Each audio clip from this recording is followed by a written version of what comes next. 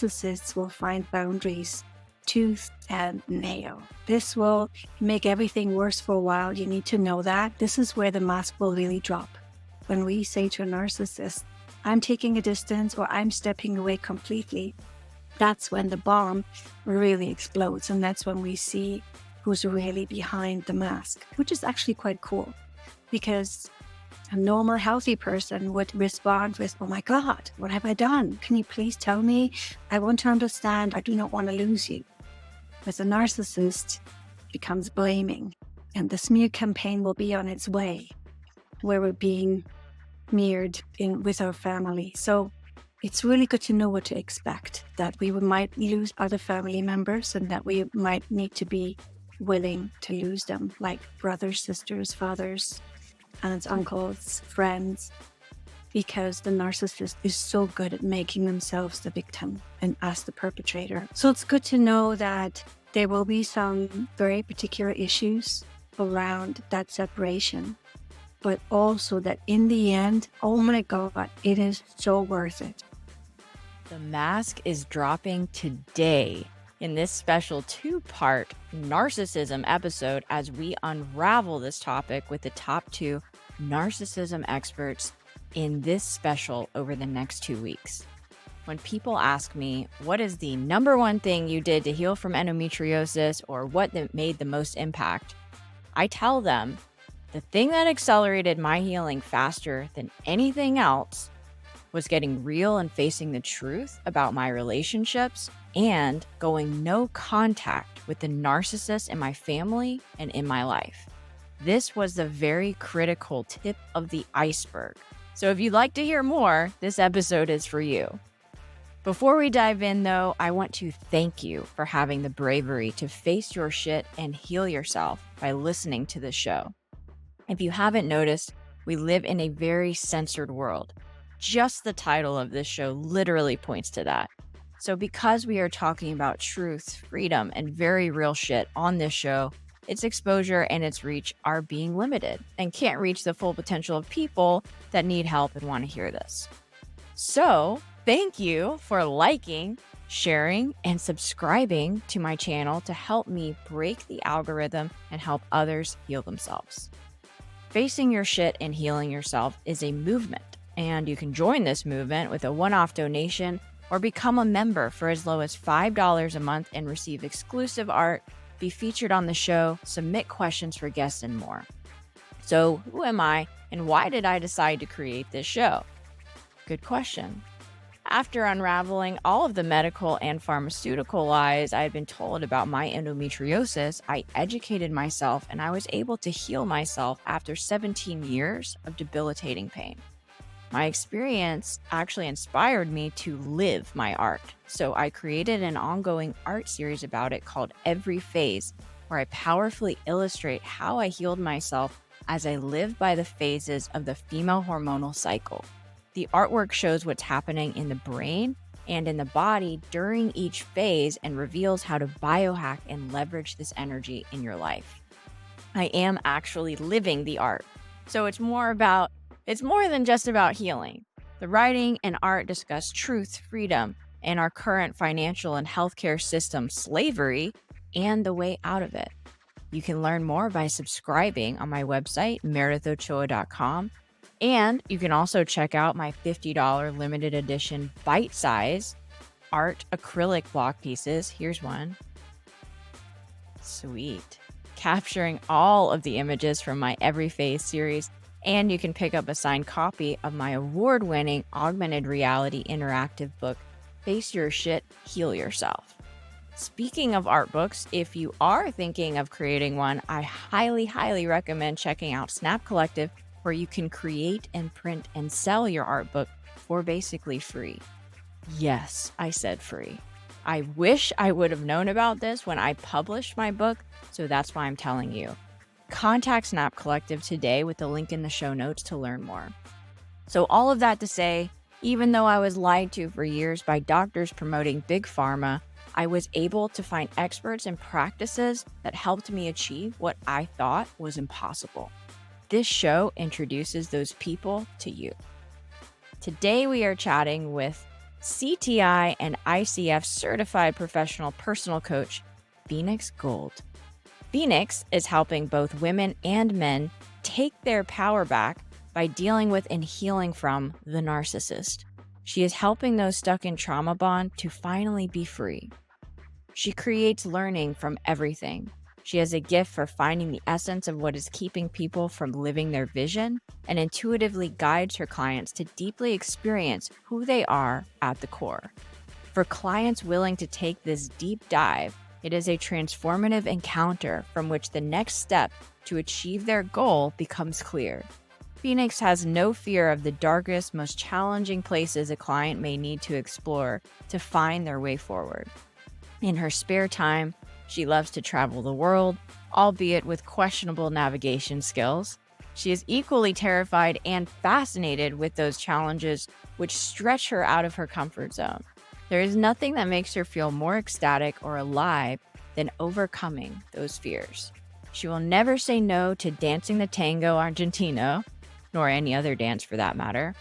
And Pheonix lives in the middle of nowhere, where she can be found sitting with trees and walking the fields or writing her book, Sacred Housekeeping. I've been spending a lot of time with a friend who came from Canada who likes bars, and she wanted to see all the bars in town. And I don't go to bars usually at all. It's not my thing. But Yeah. I've been in like a new bar every night, except for last night when I said I can't. It's too much. Yeah. I need a break. So Yeah. yes, I'm a little tired from that, but Bar also hopping. it's been, yeah. But it's also been nice to connect with her and hang out with her and Yeah. see another side of this town that I've never experienced. Mhm. Yeah. Bar hopping definitely has to have a balance because I freaking hate being hungover. I don't know about you, Well, the but good thing is right now I can't drink any alcohol as it is for health reasons, that I'm just cutting out everything that could possibly be nice. in the way of healing. So all I have is a glass of water. So Wow. I haven't been hungover, but still it's the time spent in a place that's really loud and yeah, it's really late. That's really an interesting experience, and I've done it a few times, but to just be a complete bystander at a bar, you really wanna see about the world, just go to a bar and don't drink. Right. So interesting. I would just love to hear how you have faced your own shit, so to speak, leading you to who you are today, and then specifically your specialization in healing from narcissistic abuse. Mhm. Right. How have I faced my own shit? Well, yeah. In the beginning of my process, which is now 26 some years ago, I didn't. I didn't know how to face my shit, which kept me really in a cycle that was not very good for me. I was just struggling. And it was really once I met my guide and coach and psychologist who helped me to face my shit, who taught me how to do that because I had no Mm. clue. I didn't Mhm. know that feelings were the access point. I've always avoided feelings because they seemed to be causing all the trouble that I was feeling. Yeah. And when he helped me to just feel the feeling, locate it in my body, tune in with it, allow it to tell me what it needed to tell me, that's when things really started shifting. Because it felt like, those feelings were a pathway to the wisdom that I discovered was there, and I was very surprised to find, right? I thought I was clueless, but when I started to use the feelings and follow them and get to know them, befriend them, and let them tell me things, that's when I found that they always led to this place of wisdom. And I continue to find shit. There's always more to find. Yes, I've become quite humbled by the amount of shit that I had to face. Oh my God, that's so perfectly put. I continue to find shit. Oh, yeah, that's the journey, isn't it? It is. That's where all the real healing is finding the shit. It's not even really having no shit. It's when you're in it. That's where all the healing's taking place. It's not even when you get to the top of the staircase, the destination. I was just actually writing about that. So it's Mm, interesting. Yeah. Of course, you cool. probably picked up on it. Well, interesting. Because we do feel at times like we get to the top of the staircase, don't we? We're like, woof, I'm flying now. This is fantastic. And then something else happens and sticks our nose into the next pile of really Yes. smelly stuff. Yes. And I feel like interacting with and having the experience of narcissistic abuse, really, it's like an emotional boot camp. It's an invitation to enter that journey because it stops being abused when we start to love ourselves and we create boundaries and we start to really know who we are. And that creates our real sovereignty. And there's a real depth and so much more that I could go into there. But what are your thoughts on that kind of journey? Because it definitely has been a staircase for me, as I know it has for you. But it hasn't necessarily been such an outward, and I'm sure you'll talk about this, such an outward how to deal with these assholes or narcissists or whatever, but more of who am I and what boundaries do I need to create? And as I know myself more, and as I love myself more, and as I honor my needs, who is that inviting into my life? What kind of people? What are your thoughts on that? Oof, never ending story, isn't it? So vast. I Yeah, hardly know where to start, but what you're saying is so true. It is a very inward journey. I right. think the narcissists eventually, once we recognize them for who they are, become a mirror that show us how are we reacting. And then we can Mhm. go into interesting, I'm reacting this way, or it's, oh, it's hurting me here, or it's, oh, it's making me feel uncomfortable there. What exactly is going on? And that becomes the doorway to that exploration of that really rich and deep and wonderful place inside where we can meet those parts of us that have been wounded Mhm. in that connection and the experience with the narcissist. And yeah, then it's just navigating that inside world, isn't it? Finding how we've been wounded, learning how to heal those wounds, discovering our beliefs because, oh my God, there's so many wrong beliefs. I'll say wrong with those little tags, Yeah. incorrect beliefs that we have picked up and assumed were normal. And now we're realizing maybe this is not normal. So, for example, with boundaries, with a narcissist, we have learned that we are not allowed to have any. Hmm. And that changes everything, right? When we believe we don't have boundaries, there's so much coming through, or we're letting so much through. And so the first step is to realizing is that, oh, I feel like I'm not allowed to have boundaries. Sometimes we don't know that. We just live with that without being aware of it, right? And then the question becomes, well, am I allowed to have boundaries? Why do Hmm. other people have boundaries, or why are they allowed to have boundaries, but I don't? And that becomes another door into the exploration of what do I think I deserve? Who am I? Right.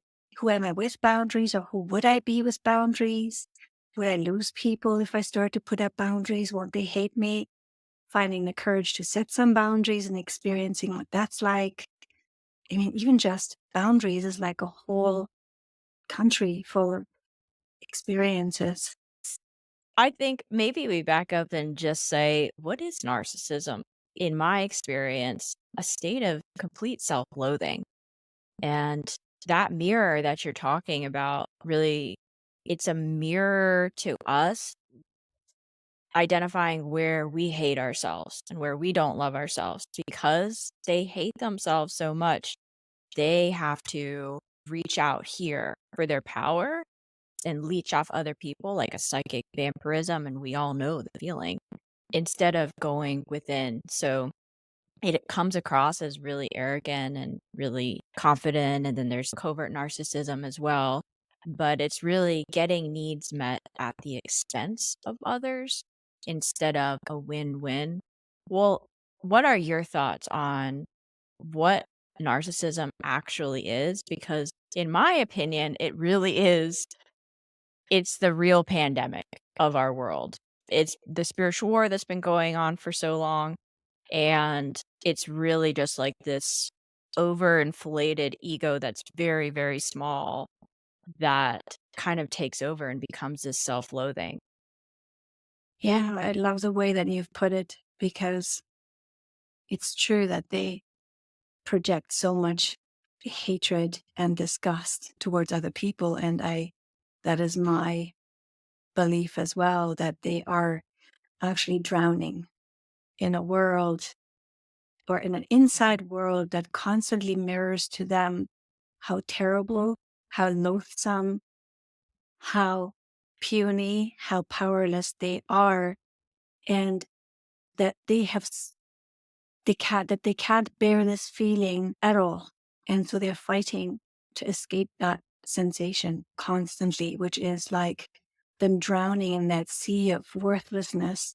And they're reaching out and grabbing anything they could hold on to keep them above water, which Yeah. is our emotional reactions to whatever they're saying, gives them that feeling of being in control and power, and that kind of keeps them just above water. So, and when you're drowning, this is my recent experience, not that I've been drowning, but I've had an experience of what Okay. narcissists might go through. And that was the feeling of, oh my God, I'm drowning in this hell of Mhm. feelings. And a drowning person has no compassion for anyone floating on the top of the surface themselves. They will just, it's an instinctual reaction to clamp on, even to the detriment of that person. They won't even see the person, they just see a chance for survival. And so, which is why Right. I think they have no capacity for empathy or love because they're constantly holding on to the lifeboat and life raft that they see. I think this is leading us to now in ways of identifying and dealing with narcissistic individuals. You said something about not having the capacity for emotion and compassion. And I think in some of these ways, modified contact or no contact, which may sound really harsh, but honestly, at least for me, I don't know about you, but at least for me, going no contact with specific narcissists in my life, family members, was one of the best things for me that Mhm. I ever did Yeah. because of that piece, what you just said, that I think is really important to recognize that it's not that we don't want to help or we don't want to have a relationship. It's recognizing that they're not emotionally available to have Mhm. a relationship with.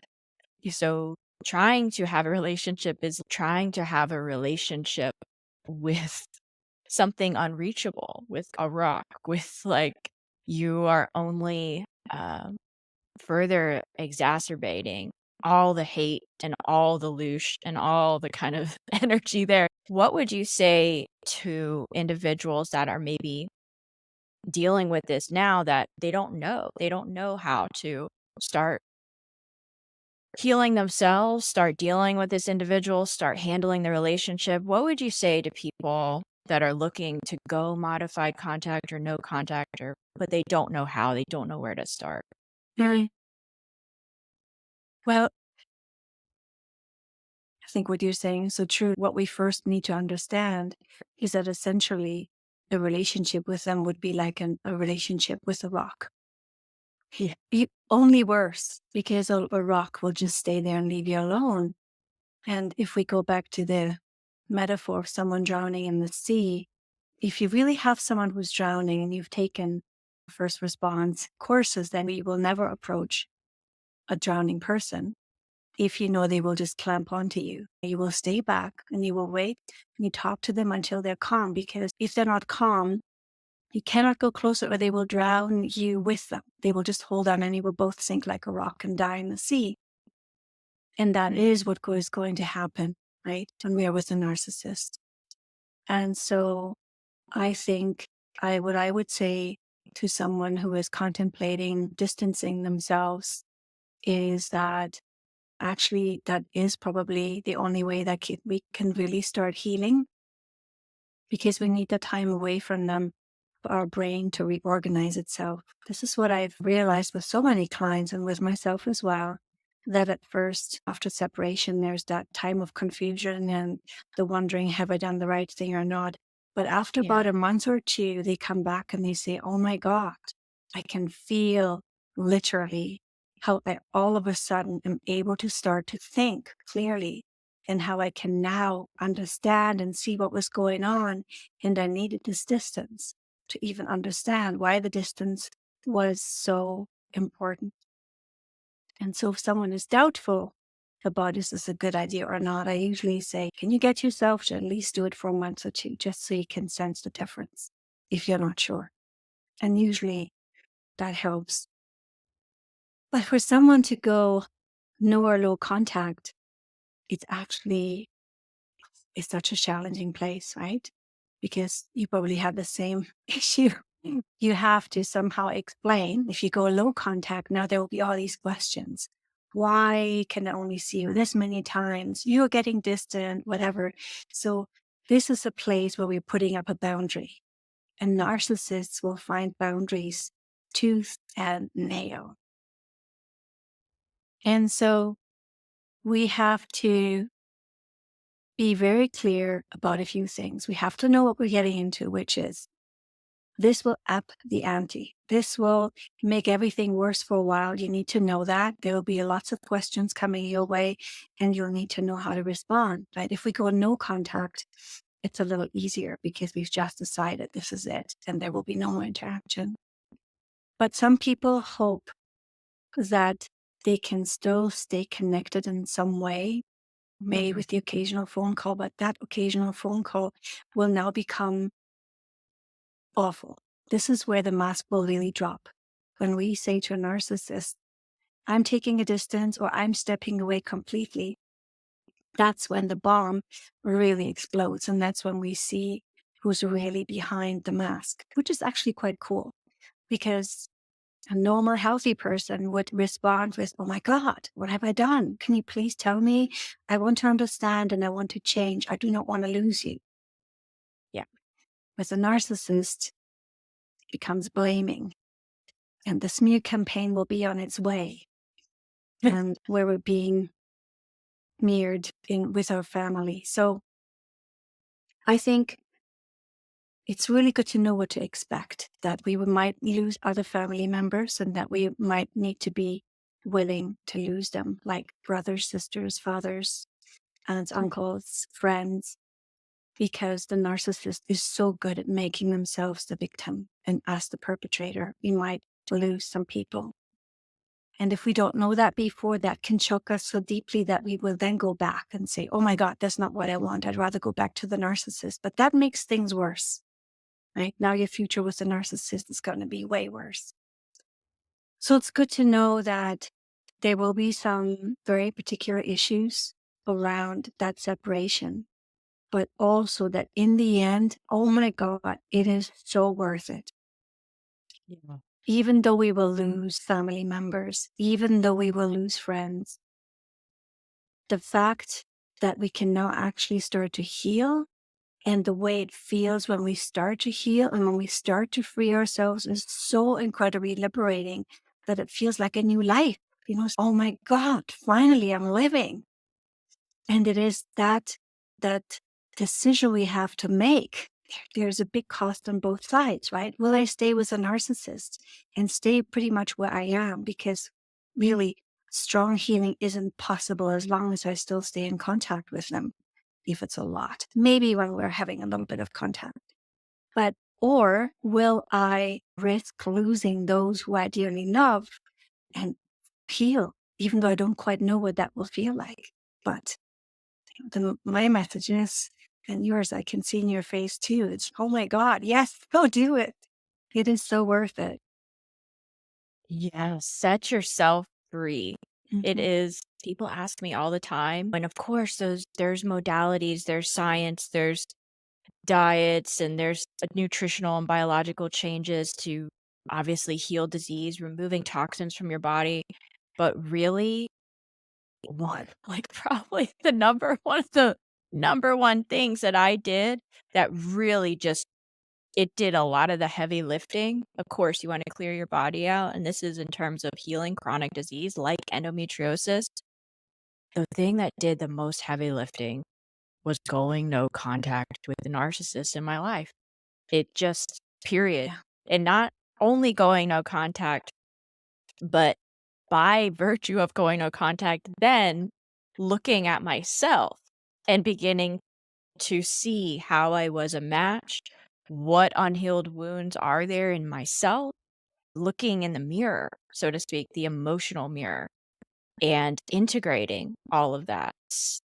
It's just incredible, and I think that it's so good that you said that about boundaries, and again, it's a spectrum. You have, like, narcissists and sociopaths, I think, and then psychopaths. It's a whole spectrum, and not everyone has narcissistic personality disorder, the actual disorder, but people tend to have narcissistic tendencies. But I feel like a great identifier is exactly what you said.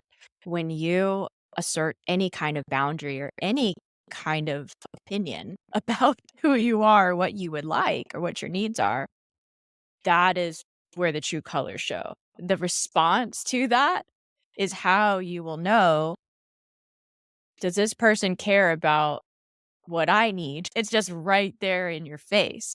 And it's usually a blaring no or yeah. And, we can be wrong about things and there can be misunderstandings. And like I said, there's a whole spectrum in between. Mhm. But I feel like when people do start standing for themselves and honoring their boundaries and what they need in relationships, this process by default is going to reveal toxic situations and people, just as we've discussed. Because the more you that you are, the more contrast that there is to everything else. So you'll attract people like you, but you'll also really be able to see what isn't like you and what you don't like. That's how you can define what you do want. So let's chat a little bit about this kind of dance between the codependent and codependent tendencies in people and the narcissist. It's this choreographed dance that can go on forever. How can we begin to recognize that dance and then break free of those patterns? Oh, that's a really good question. I think that maybe one of the first signs for me and for my clients is they don't really quite know who they are or what they want.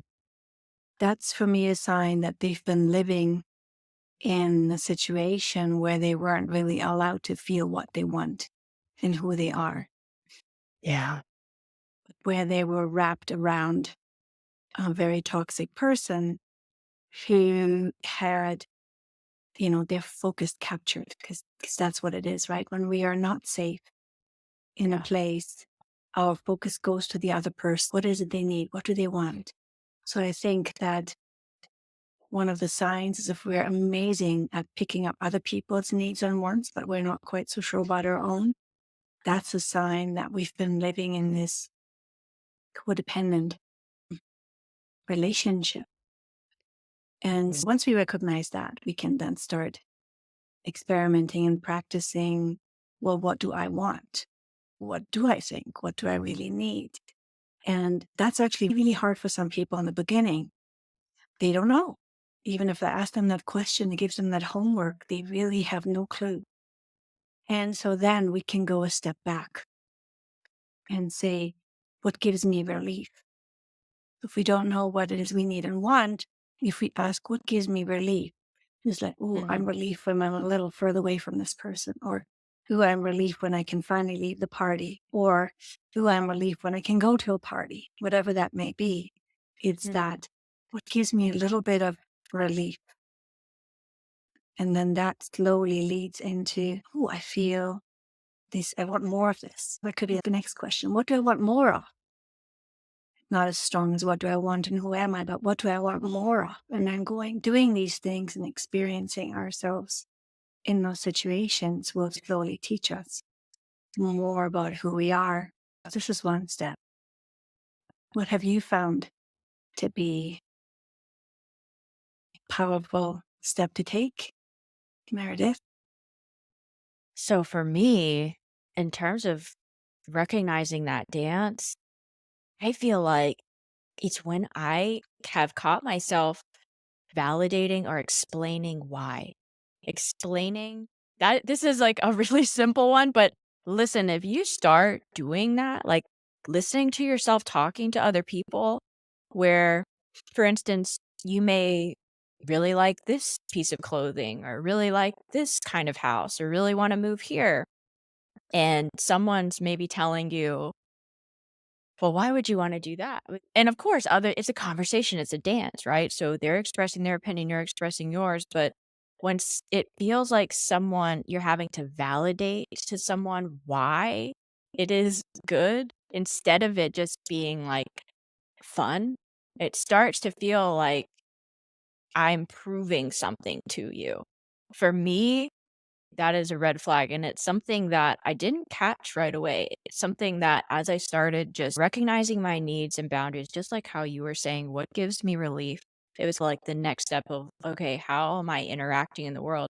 Why am I explaining this to anyone? I don't need to tell anyone. No one else needs to get it. I just need to get it.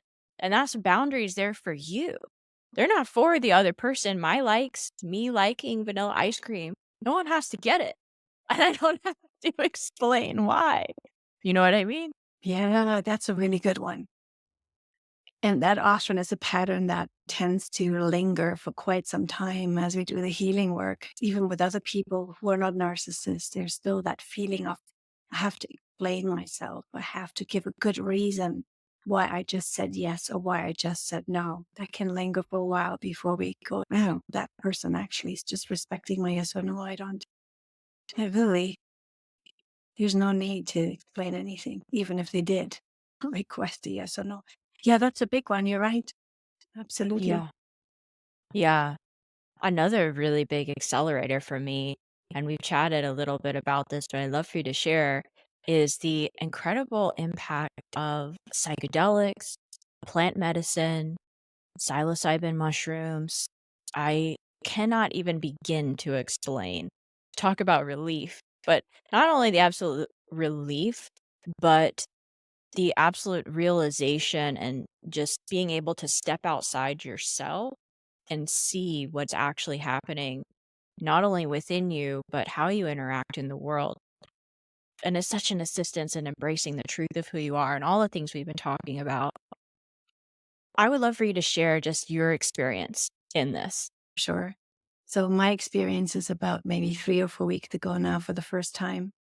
And I would love to clear up a myth right away here because some people believe that plant medicine is used to distract from trauma or to just make it go away like a pill.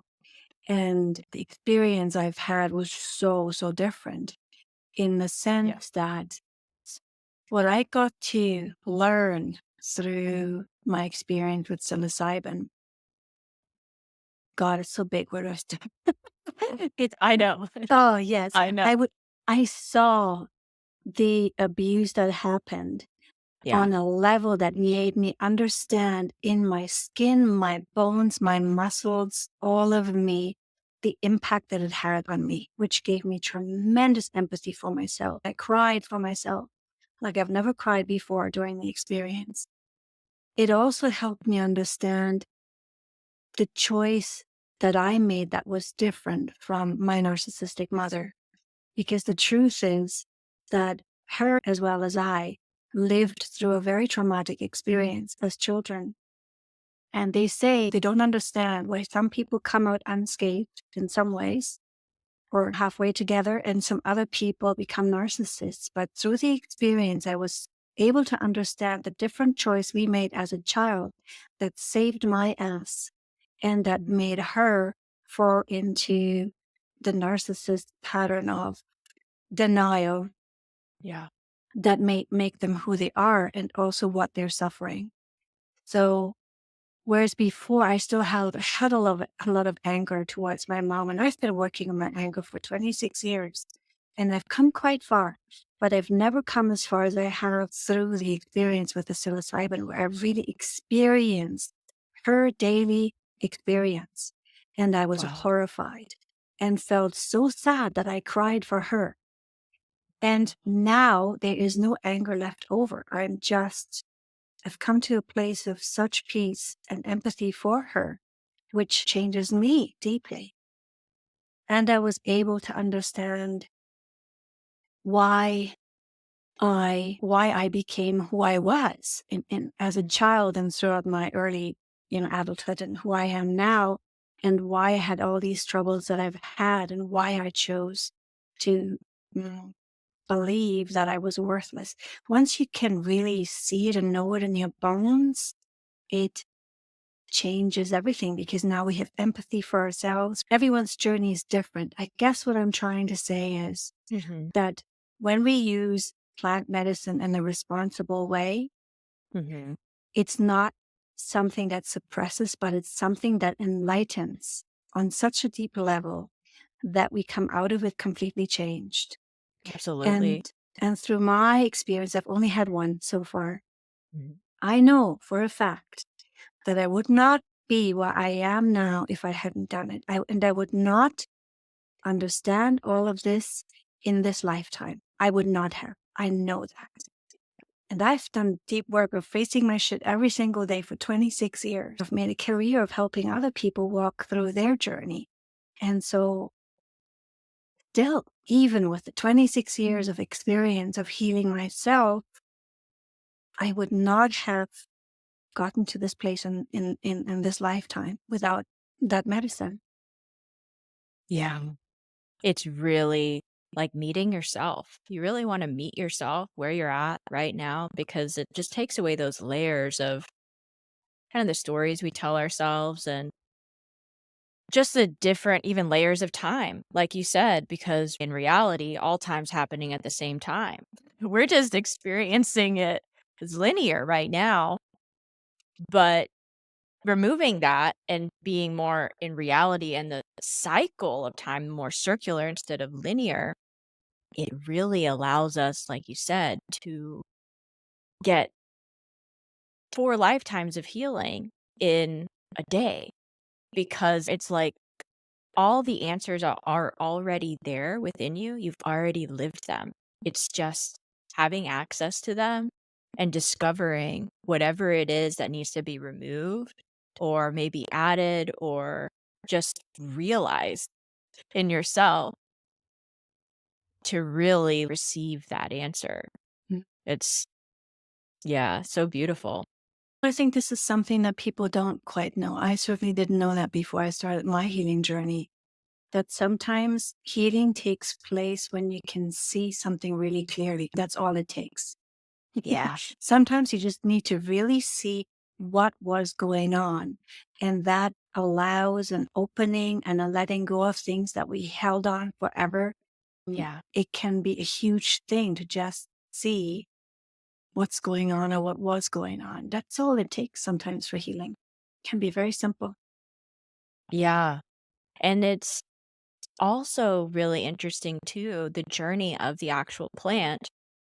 Like you were saying before, our society has completely cheapened the marketing around psychedelics and all of this stuff.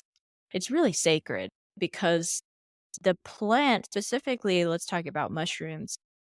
The mycelium that they're made of, you're ingesting universal wisdom. When we pass on, we will become mycelium. Planets, it's out in space. It's what planets are made of. It's what stars are made of. It's what everything is made of. And so they are actually telepathically having an experience as well. And this is something I was thinking about the other day, because people can say, oh, they're mushrooms, the plants were talking to me. And it's like this joke, but no, they actually are, because they are actually having an experience through you. and all of the wisdom. And when I say they, it's really you, because on another level, on a spiritual level, all is one. We are actually ingesting everything that came before us, things that we are already made of. And it's essentially sharing that universal wisdom telepathically and detoxing our bodies. It's really incredible. Well, I love your point of view in that.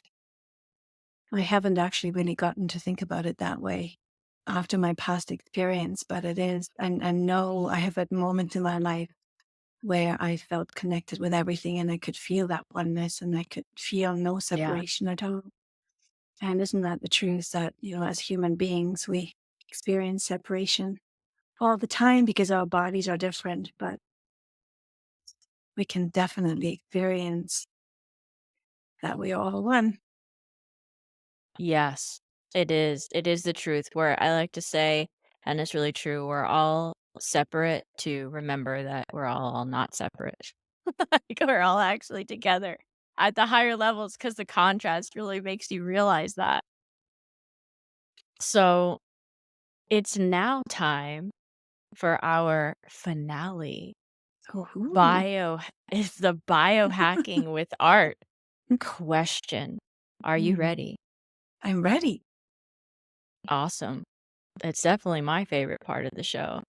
It is where you get to describe the power of boundaries and embracing the truth of who you are with any art medium. How would you make that art piece, and what would you choose? Oh my God. The power of boundaries. Ooh, I think I would go to painting. So would it be more oil based, you think, or more like water based? Water sounds good. Yeah, for sure. Maybe even like an ink. I don't know. That's Ink sounds beautiful. Yeah, there's some really lovely Japanese inks that flow really beautifully and they're light, but they create really strong boundaries from one color to the next. There we go. they do, especially the Japanese. You just made me think of the Japanese, the dry brushing with the bamboo brushes. It's just Oh, and the yes. really gestural, like it's really fast, but it's really defined and so beautiful with the paint. And then you can make it like stretch out a little longer with water, but sometimes it's just fun to just take the brush dry and just go for it. Awesome. It has been so real chatting with you today. Please tell us where people can find you and where they can learn more about your work. Of course, we'll have all this in the show notes, but where can they connect with you? They can connect with me through my Facebook page. And I also have a Facebook group from women, Healing from the Narcissist. And I also have a Facebook group for men. They can just text me through WhatsApp. That's always really quick and easy. They can connect with me through Instagram. They can connect with me through email, or they could actually come and talk to me in the free coffee chat that I have. 2 different days available that people can sign up for a 20 minutes of free coffee chat with me if they have a question, a pressing question, they want some answers, or they want to talk about anything around narcissism. I'd be happy to help. And I have this lovely audio meditation that I've created around radical self-love that is free as well. And so if you want to attach it under the show notes, that'd be great so that people can get an experience of radical self-love. Because so many people don't know how to go about it, but this audio can lead them through an actual experience. We will definitely put that in the show notes Wonderful. Thank you. for sure. I hope everyone is able to take something away from this absolutely tremendous conversation that we've had here today to help them go out, face their shit, therefore healing themselves. And remember, as always, the truth will set you free. We will see you all next time. Bye. If you liked this episode or you think this show would be useful for someone else, the best way you can show your support is to share it on your social media outlets with family and friends, or subscribe with the link below to receive exclusive perks. And if you're feeling really generous, please leave a review on podchaser.com, YouTube, or Apple Podcasts, and pick up a signed copy of my book about how I healed myself from endometriosis on my Instagram at Meredith W. Ochoa. Thank you so much for listening and for having the bravery to face your shit and heal yourself.